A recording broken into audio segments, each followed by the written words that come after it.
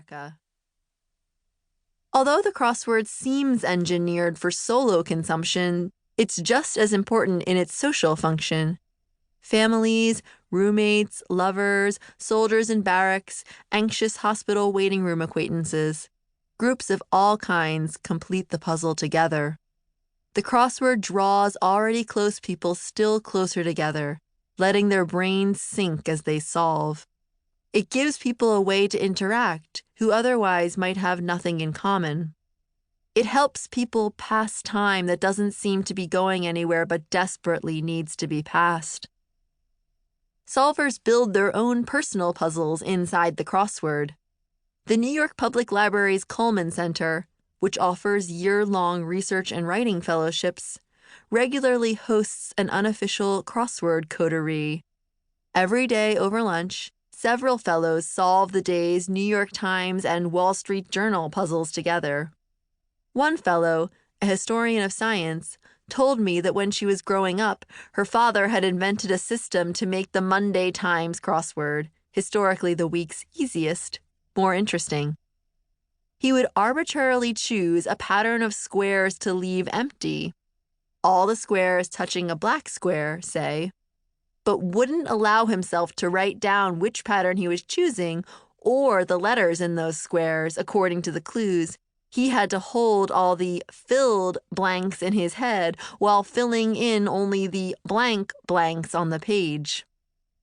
At Lollapuzzoola, an annual crossword tournament in Manhattan, there's a special downs-only category for solvers who try to fill in the whole grid, down and across, while receiving only the down half of the clues. Some people do crossword puzzles constantly, like breathing. My favorites are the superfans who bring crossword collections to crossword tournaments. As soon as they've completed one regulation puzzle and have a down moment before the next one begins, they'll flip open a volume and start solving. People solve aspirationally, wanting to be seen as the kind of person clever enough to figure out the crossword. Lord Uffenham, a bumbling aristocrat in the P.G. Wodehouse novel Something Fishy, begs crossword answers off his butler, sotto voce, so that, should a visitor happen to enter at any moment, he could appear to be dashing off the puzzle with ostentatious sprezzatura, easy peasy. I met a graduate student who was looking for a way to add discipline to her life, so she decided to set herself a goal of solving the crossword puzzle every day for a year. She did, but the mission backfired. She ended up becoming compulsive about the crossword, unable to do anything until she'd finished. The week became a barometer of anxiety, as Friday and Saturday's difficult puzzles could keep her trapped at the kitchen table for hours. When her partner tried to help, she snapped at him. After the year ended, neither of them did the puzzle again for some time. I started writing this book when I was 3. That's when I discovered what the alphabet could do. Using only a combination of these shapes on the page, I could beam down messages from my brain, which other people could put back together, making my message get wormed into their brains. Whenever I rode in the car, I'd play the alphabet game with my brother.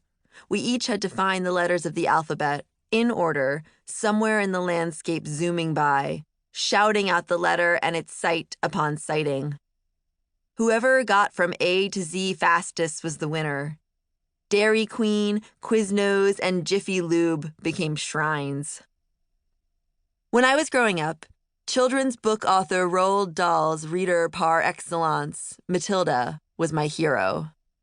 I stared at the towel rack in the bathroom so hard my eyes blurred, willing myself to move something by shooting telekinetic beams from behind my eyeballs, the way Matilda used her mental power to pick up chalk.